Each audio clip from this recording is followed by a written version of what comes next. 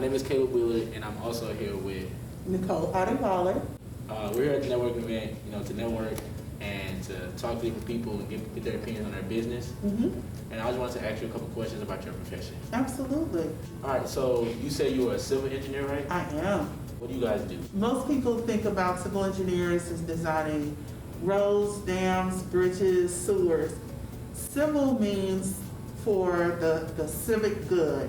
So it's all the things that are for the public. So clean water, clean air, safe roads, bridges, structures.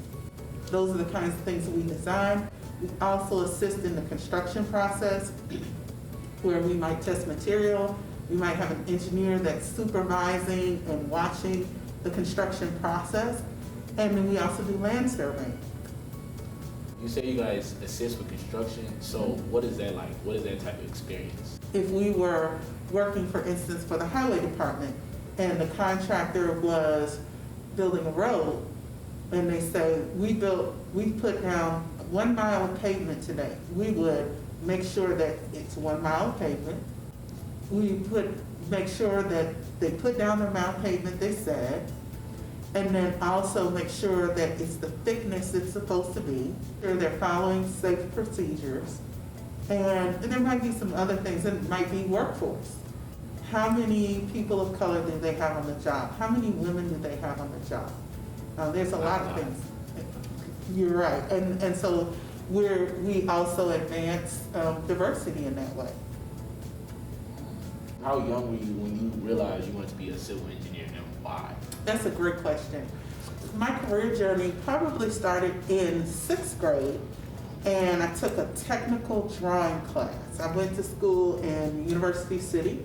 Brittany Woods is the name of the middle school.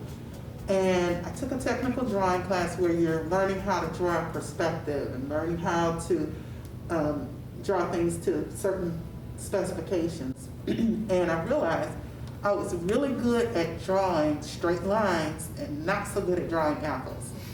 Also, my mother, she subscribed to Architectural Digest, so I would look at a lot of the pictures in there, and that really fascinated me. So I started thinking about architecture.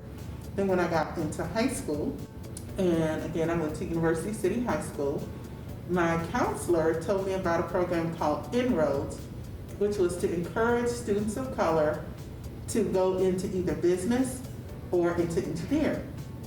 I chose engineering. I already knew I wanted to do something that was math related. And then they had a list of different types of engineering.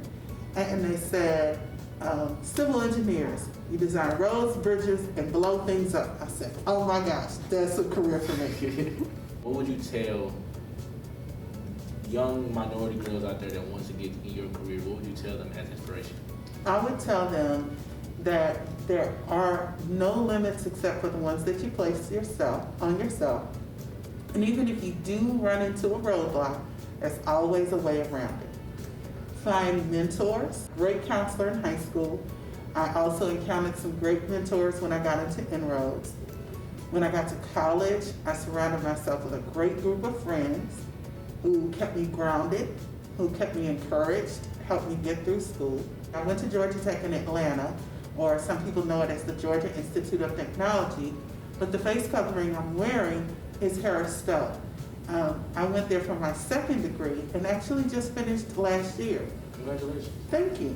I would tell any young person, everything that we do in this life, you have to do with someone else. You don't go through life alone. It's been a pleasure. Thank you for inviting me to sit here with you this morning. It's been a pleasure for me as well. Thank you.